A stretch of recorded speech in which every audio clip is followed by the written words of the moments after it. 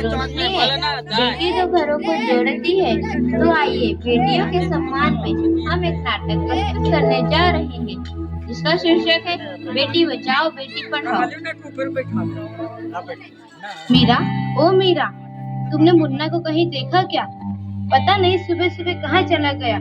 अभी उसने कुछ खाया भी नहीं, दूध भी नहीं पिया और स्कूल जाने की तैयारी भी तो करनी है।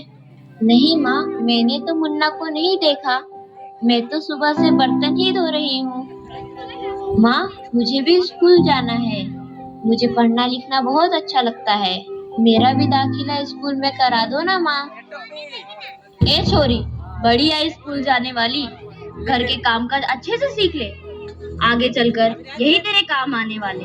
पढ़ लिख कर कौन सा तुझको कलेक्टर बनना है? जल्दी जल्दी बर्तन साफ कर। माँ जी, मीरा को भी स्कूल में दाखिला दिला दीजिए ना। उसे भी पढ़ना लिखना जरूरी है। तू चुप कर। पढ़ना लिखना ये तो केवल लड़कों का काम है। उन्हें आगे चलकर घर गृहस्थी की जिम्मेदारी जो संभालनी होती है।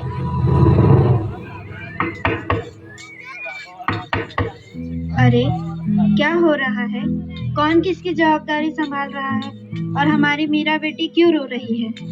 देखिए ना डॉक्टर दीदी, दादी मुझे स्कूल ही जाने नहीं देती। कहती है तुझे पढ़ लिख कर क्या करना है, आगे चल के चूल्हा चौका ही तो संभालना है। अरे, यह तो बहुत गलत बात है माँ जी। क्या आपको नहीं लगता कि हम बेटियां भी पढ़ लिख कर आगे बढ़े? आज समाज बहुत आगे बढ़ गया है माँ जी। आप किस दुनिया की बात कर रही हैं? हम 21वीं सदी में जी रहे हैं। मैं आज ही टीचर दीदी से बात कर मीरा का दाखिला स्कूल में कराती हूँ। और हाँ, मैं तो यहाँ इसीलिए आई थी कि मुन्ना को पोलियो ड्रॉप दिया कि नहीं। जगह जगह इसके कैंप लगे हैं। अच्छा हुआ बहन जी आप आ गए। अब मुन्ना को पोलियो ड्रॉप भी दे देंगे और मैं इसे स्कूल भी पहुंचा दूंगी। अच्छा मीरा, अब तुम रोना नहीं। तुम जरूर स्कूल जाओगी और एक दिन पढ़ लिख कर मेरी तरह बहुत अच्छी डॉक्टर बनोगी। ठीक है बेटा?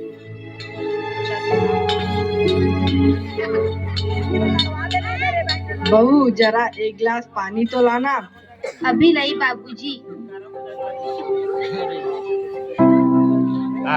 ये लीजिए बाबूजी।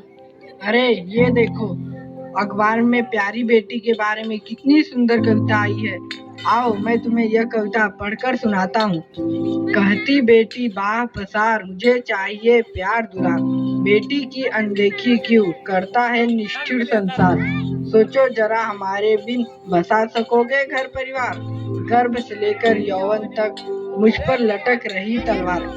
मेरी व्यथा वेदना का अब हो स्थायी उपचार। जब माँ ही जग में न होगी तो तुम जन्म किससे पाओगे। जब बहन न होगी घर आंगन में तो किससे रूठोगे, किसे मनाओगे। जब दादी नानी न होगी तो तुम्हें कहानी कौन सुनाएगा। जब कोई स्वप्न सुंदरी ही न होगी तो तुम किससे ब्याह रचाओगे। जब घर में बेटी ही न होगी तो तुम किस पर लाड लुटाओगे।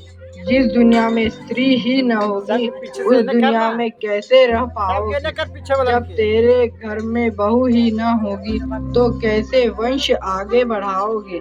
नारी के बिन जग सुना है, तुम ये बात कब समझ पाओगे। हाँ तो भाग्यवान, कैसी लगी यह कविता, है ना मजेदार?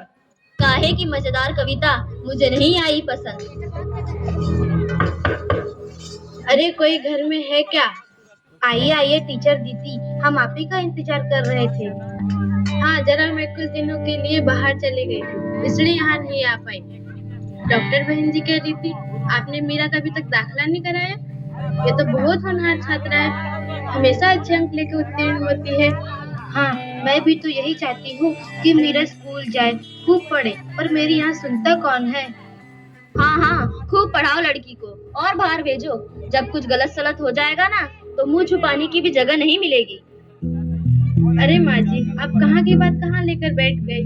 मीरा को 10वीं तक तो पढ़ाई पूरी कर लेने दीजिए, आगे की पढ़ाई के बारे में बाद में सोचेंगे। हाँ टीचर दीदी, हम मीरा को अवश्य स्कूल भेजेंगे। मैं उसे मेरे जैसा अनपढ़ नहीं रहने दूंगी, उसे खूब पढ़ाऊंगी। कल मीरा को तैयार रखना, मैं उसे लेने आऊंगी। क्यों दादाजी, सही कहा ना मैंने? हाँ हाँ बेटा, बिल्कुल सही कहा। मैं तो कब से कह रहा हूँ कि मीरा को भी स्कूल जाने दो। प्रणाम दादाजी। प्रणाम बेटा।